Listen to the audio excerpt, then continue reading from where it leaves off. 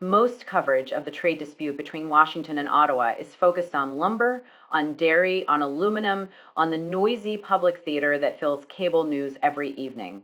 That coverage is missing the most important commodity in the entire bilateral relationship, the commodity that powers 93 commercial nuclear reactors across the United States, the commodity that fuels Diablo Canyon, that fuels Vocal, that fuels Palo Verde, the largest nuclear power plant in America, the commodity that Microsoft, Amazon, Google, and Meta have signed long-term power purchase agreements around to feed their artificial intelligence data centers.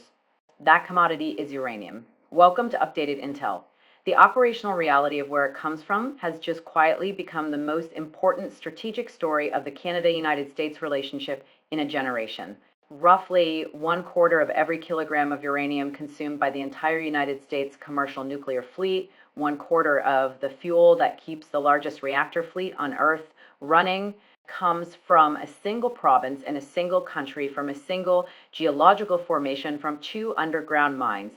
Both mines are in northern Saskatchewan. Both are owned and operated by the same Canadian company. Both are digging the highest grade uranium ore on planet Earth. The province is Saskatchewan. The company is Cameco Corporation, headquartered in Saskatoon. The mines are called McArthur River and Cigar Lake. The geological formation is the Athabasca Basin, a 500 million year old sedimentary rock structure that contains uranium ore grades up to 100 times the global average. Not 10 times, 100 times. It is, by every measurable industry metric, the most strategically valuable uranium deposit on Earth. And in October of last year, while Donald Trump was publicly conducting a trade war against Canada, the United States federal government quietly signed an $80 billion partnership with that same Canadian-controlled company to build the next generation of American commercial nuclear reactors. $80 billion. Most coverage is treating these like unrelated stories. They are not. Over the next few minutes, I am going to show you exactly how Mark Carney, by doing almost nothing publicly, now holds the deepest piece of structural leverage any Canadian Prime Minister has held over Washington in modern memory, and why 18 months from now, this story becomes impossible to ignore. Here's what actually happened. In May of 2024, President Joe Biden signed bipartisan legislation banning imports of Russian-enriched uranium, a category of fuel that had previously supplied approximately 20% of the entire United States nuclear reactor fleet. 1 in every 5 reactors in America was running on Russian fuel. The ban took effect 90 days later. By the middle of August 2024, every American utility operating a nuclear reactor was structurally committed to replacing Russian supply with something else. If you want to stay ahead of the curve on global energy and politics, make sure to hit that subscribe button to Updated Intel right now so you never miss an update. The choice was not academic. The choice was not theoretical. The reactors were already running. The fuel was already being consumed. The replacement had to come from somewhere. There are exactly 2 viable alternative sources at scale. Canada is one, Kazakhstan is the other, and Kazakhstan, as of this year, is at structural risk of secondary sanctions exposure because of its joint venture relationships with Russian state-owned producers, relationships that put roughly 41% of global uranium production into a politically vulnerable category. That is the official framing. The operational reality is even tighter than that.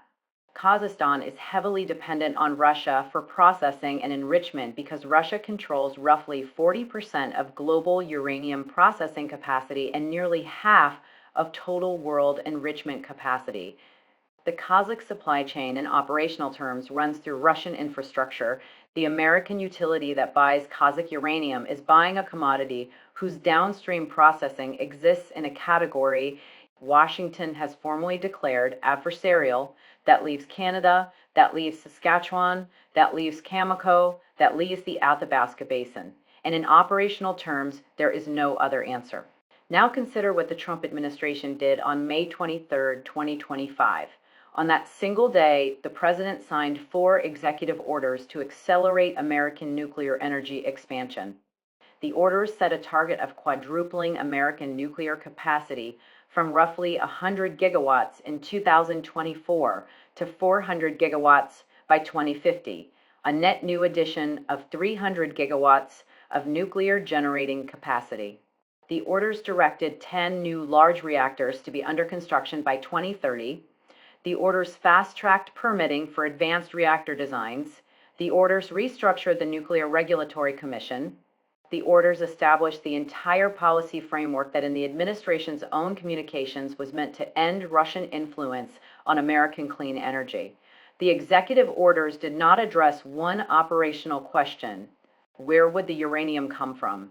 Because the answer to that question in 2025 was Cameco. The answer in 2026 is Cameco. The answer through at least the early 2030s is Cameco. There is no operational alternative source of natural uranium that can substitute for Saskatchewan production at the volumes the American nuclear fleet requires, on the timeline American reactors operate on, at any price point that is competitive with existing supply contracts. The math does not resolve cleanly any other way. And then in 2025, Cameco announced a production cut, the McArthur River and Key Lake operation. The largest high-grade uranium mine and mill complex on Earth saw its 2025 production guidance revised downward to roughly 14 to 15 million pounds of uranium oxide from an earlier target of approximately 18 million pounds. That is a meaningful reduction in production from the most strategically critical uranium mine on the planet, announced in the same year Donald Trump was signing executive orders demanding the United States triple its nuclear capacity, just as the Russian uranium flow was permanently terminating. Just as American utilities were entering the largest long-term contracting cycle for nuclear fuel in over 4 decades, the supply was tightening. The demand was multiplying, and the Canadian company at the center of the entire structure was on its own commercial timeline, allocating its production toward the customers and contracts that offered the best long-term commercial terms. Now, hold all of that against what Mark Carney's government has been doing, because the timing matters. In October of 2025, Cameco and Brookfield Asset Management, both Canadian companies, and joint owners of Westinghouse Electric Company at 51 and 49% respectively, entered into a binding term sheet with the United States Department of Commerce. The partnership was structured to accelerate the global deployment of Westinghouse nuclear reactor technologies and to rebuild the nuclear power industrial base in the United States and abroad. The target value of the partnership and committed reactor construction was set at 80 billion United States dollars. $80 billion. The reactors involved are the AP1000 design, the most successful Generation 3 pressurized water reactor design. Currently in commercial production, the structure of the deal is unusually direct. The United States government receives a participation interest that entitles it to 20% of cash distributions from Westinghouse above a certain threshold, but that participation interest only vests if and when the government makes a final investment decision and enters into definitive agreements to complete construction of new Westinghouse reactors in the United States with a combined value of at least $80 billion. Read that structure carefully. The United States federal government, in the middle of an active trade dispute with Canada, formally committed itself to a partnership in which its own financial upside depends on building at least $80 billion worth of new commercial nuclear reactors using technology owned by a Canadian-controlled company. The partnership is documented. The partnership is signed. The partnership is the United States Department of Energy's primary operational pathway for executing the executive orders Donald Trump signed in May 2025. Mark Carney did not need to make a speech about any of this. Carney did not need to issue a statement. Carney did not need to brief reporters. The partnership advanced on its own commercial logic, on its own legal architecture, on its own operational necessity. So from my experience tracking this sector, I can tell you that the most consequential pieces of bilateral leverage are almost never the loud ones. They are the ones that exist in contracts, in ownership structures, in geological reality, they are the ones that nobody has to threaten because everybody already knows the threat does not need to be spoken. And here is where the two stories intersect in a way that should concern anyone who believes the trade war has clear lines of leverage. The Trump administration is simultaneously treating Canada as an adversarial trading partner in the broader tariff dispute and as the strategic foundation of American nuclear energy expansion. The same months that Washington was publicly attacking Ottawa on lumber, on dairy, on auto, on aluminum, the Westinghouse and Cameco Brookfield partnership was advancing toward formal commercial commitments under the Department of Energy framework.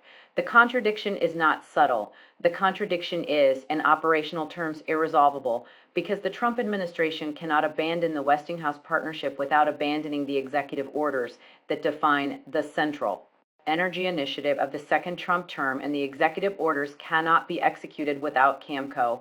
The leverage Carney has on this front is structural.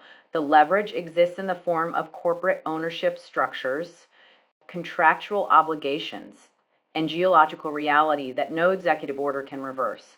The Athabasca Basin will not produce more uranium in 2026 than it produced in 2025.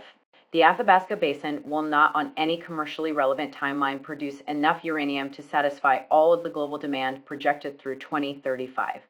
The World Nuclear Association's most recent fuel cycle assessment puts the development timeline for new uranium mines at 10 to 20 years from initial exploration to first commercial output.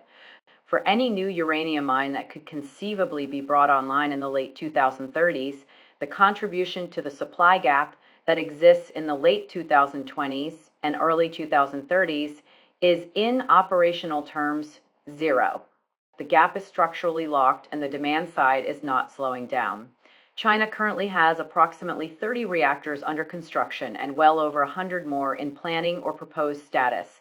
The European Union is reversing decades of nuclear phase-out policy. Japan is restarting reactors that have been offline since Fukushima. The Czech Republic has approved a multi-billion-dollar nuclear expansion in which Westinghouse is already a participant. The United Kingdom has confirmed major financing for Sizewell. South Korea is expanding its commercial fleet. Vietnam is restarting its long-frozen nuclear program. Saudi Arabia is initiating its first commercial nuclear projects. Every one of those programs requires uranium. Every one of those programs requires politically reliable, geologically stable suppliers. Every one of those programs is a competing buyer for the same constrained Saskatchewan production that the United States has structured its entire post-Russian energy strategy around. If you are enjoying this deep dive, don't forget to subscribe to our channel right now to get more weekly breakdowns on the deep geopolitical shifts that matter. The standard has changed. For 4 decades, American utilities operated on the assumption that uranium was a globally fungible commodity that could be sourced from many places at competitive prices. That assumption no longer holds. The assumption now is that Western utilities, including American ones, must source from politically aligned suppliers. The politically aligned supplier base is small. Canada is the cornerstone of it. Saskatchewan is the cornerstone of Canada, and Cameco is the cornerstone of Saskatchewan. Consider what that means in practice. The Carney government has not had to weaponize anything. The Carney government has not had to threaten supply restrictions. The Carney government has not had to politicize the Westinghouse partnership. It has needed only to allow the existing contracts to continue, to allow the existing partnerships to advance, and to allow the existing geological reality to do the structural work of holding the negotiating line. The line has held. The line will continue to hold because the line is not in operational terms a Canadian negotiating posture. The line is the geology of the Athabasca Basin, the contractual architecture of more than a decade of nuclear fuel procurement, and the $80 billion partnership that the United States Department of Energy itself signed with a Canadian-controlled company while the Trump administration was publicly conducting a trade war against Ottawa, and the Canadian government has been quietly building the infrastructure to aid Deepen this position, the Carney government activated the Canada Strong Fund earlier this year with critical minerals identified as one of the priority sectors for capital deployment. Uranium, by every classification system that matters, is a critical mineral. The Canadian Domestic Capital Deployment Framework is now structurally aligned with the commercial expansion of Cameco and the broader Saskatchewan uranium industry. Cameco itself has in the past 2 years signed major supply agreements with European utilities in Ukraine, in Bulgaria, in the Czech Republic, in Slovakia, in Finland, all of them transitioning their fuel requirements away from Russian Rosatom contracts. The transitions are structurally similar. Russian fuel is being replaced. Canadian fuel is the primary alternative, and the replacement architecture is operational, and the architecture is funded. The architecture is being built in plain view of Washington, and Washington has structurally no leverage to disrupt it. Now let me show you the 3 paths forward over the next 18 to 36 months. The first path is the optimistic one. The Trump administration recognizes the structural dependence on Canadian uranium and explicitly excludes uranium from any tariff escalation framework. Sectoral tariffs continue on lumber, on dairy, on steel, on aluminum, on autos, but uranium is formally exempted. The Westinghouse partnership advances on schedule. American utilities continue receiving Cameco-supplied natural uranium under existing contracts. The bilateral relationship stabilizes on a lower equilibrium that includes formal recognition of Canadian uranium as a strategic non-tariffable commodity. This is the cleanest outcome, that the probability of it is low, not because the logic does not support it, but because nothing in the administration's posture over the past several months suggests the institutional capacity to acknowledge that an entire commodity category is structurally exempt from leverage. The second path is the most likely one. The Trump administration simply ignores the uranium question publicly. The trade review reaches its decision points without comprehensive resolution.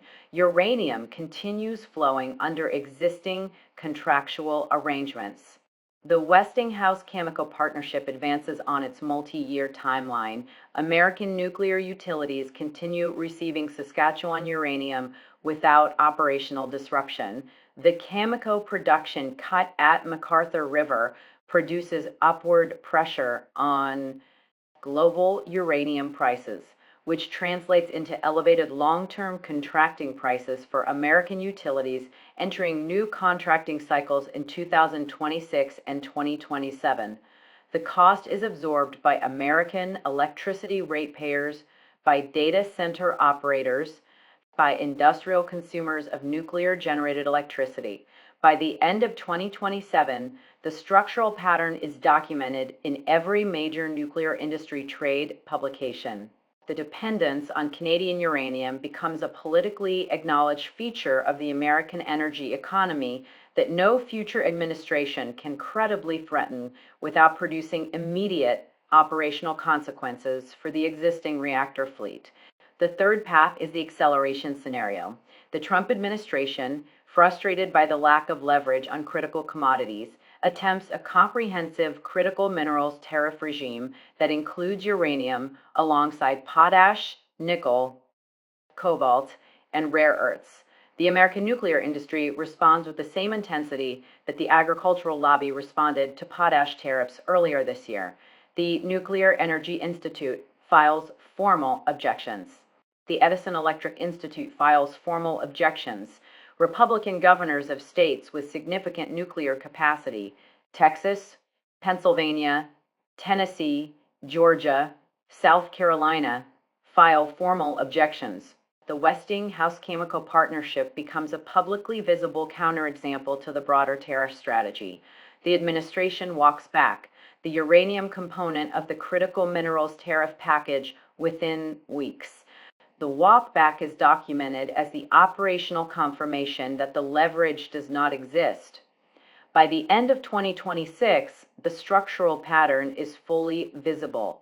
Canadian uranium has joined Canadian potash on the formal list of commodities that cannot be tariffed without producing immediate operational consequences for American industrial sectors that the Republican Party considers core political constituencies, 3 paths, 18 to 36 months, 1 Canadian province, 2 underground mines, 1 geological formation that took 500 million years to develop, roughly 1/4 of every kilogram of uranium powering 93 American commercial reactors, and 1 Canadian prime minister who is, by the strategic posture of doing nothing publicly, leveraging the deepest geological asymmetry in the entire bilateral energy relationship to hold a negotiating line that no public confrontation could hold as cleanly.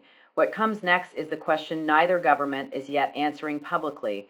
American utilities will enter the next major long-term contracting cycle in the next 18 months.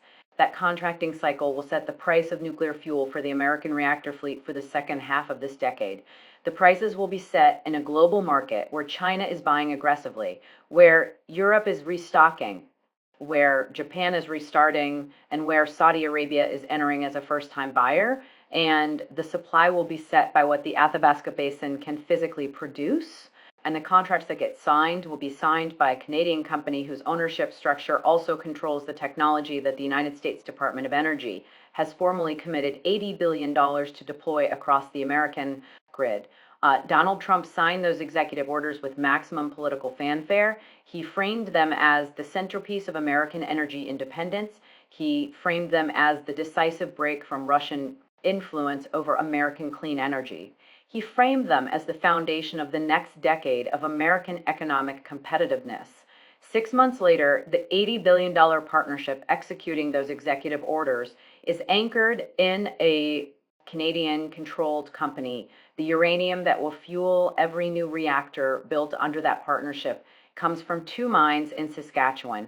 The fuel cycle that will power the artificial intelligence data centers, the industrial reshoring, the electrification of American transportation, the entire energy transition that defines the second Trump term, is structurally dependent on a Canadian commodity that the Carney government has classified as a strategic critical mineral within its own domestic capital deployment framework.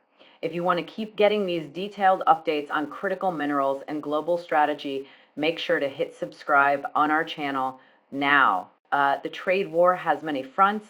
The uranium front is in operational terms already closed, not by Canadian retaliation, not by Carney's rhetoric, not by Saskatchewan's provincial leadership, but by the geology of the Athabasca Basin, which placed the largest concentration of high-grade uranium reserves on Earth under 1 Canadian province and made every American commercial reactor operating today, every American reactor that gets built between now and the mid-2030s, and every American artificial intelligence data center drawing baseload electricity from nuclear sources structurally dependent on a single Canadian supply chain that no executive order can substitute for, no tariff can disrupt without immediate operational consequences, and no political theater can override. The lifeline runs from McArthur River and Cigar Lake to 93 American reactors.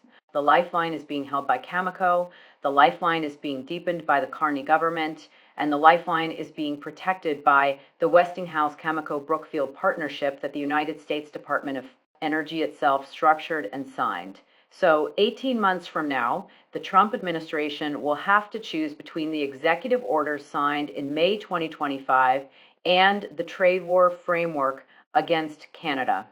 The choice will be operational, the choice will be visible, the choice will be impossible to obscure with political theater, and the choice, when it arrives, will already have been made because the uranium has already been contracted. The reactors have already been planned, the partnership has already been signed, the lifeline has already been cut from Russia and reattached on Cameco's terms, on Cameco's timeline, on Cameco's geological reality. Mark Carney did not have to communicate any of this publicly. He did not have to threaten Canadian uranium exports. He did not have to politicize the Westinghouse partnership.